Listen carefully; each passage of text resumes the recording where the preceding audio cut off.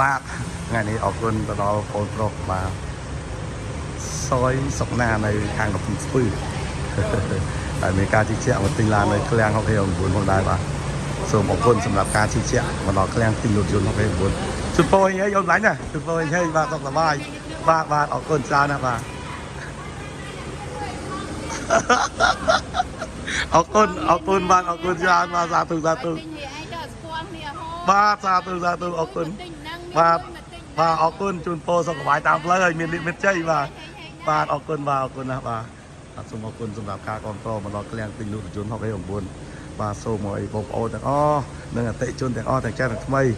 បាទសូមឲ្យមានលិមិតជ័យសុខសប្បាយក្នុងការធ្វើដំណើរជាពិសេសសូមឲ្យរកទទួលទានមានបានគ្រប់ក្រុមគ្រួសារទាំងអ្នកលក់ទាំងអ្នកទិញផងដែរបាទសូមអរគុណណាស់សម្រាប់ការជិះជាក់មកដល់ឃ្លាំងបាត់ទ្វារកណ្ដាលជូនគាត់បាត់ទ្វារកណ្ដាល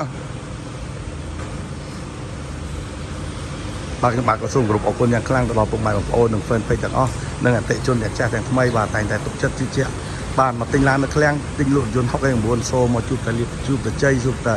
សេចក្តីសុខសេចក្តីចម្រើនទាំងអស់គ្នាបាទទាំងអ្នកលក់ទាំងអ្នកទិញបាទសូមអរគុណណាស់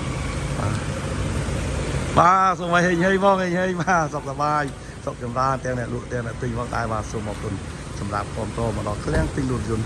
69សូមជួបតែសេចក្តីសុខសេចក្តីចម្រើនទាំងអស់គ្នាផងដែរបាទសូមអរគុណបាទសម្រាប់ពុកម៉ែបងប្អូនទាំងអស់និង fan page ទាំងអស់បាទនិងអតិថិជនទាំងចាស់ថ្មីបាទ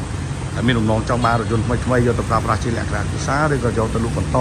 បាទសូមកុំភ្លេចជាមួយនឹងឃ្លាំងទិញលក់រថយន្ត69បាទដែលនាំចូលរថយន្តពីប្រទេសកូរ៉េមកផ្ទាល់បាទមានការទិញចូលមានលក់ចេញបាទកំងពីកូរ៉េក៏បានពុកម៉ែបងប្អូនណាបាទសូមអរគុណ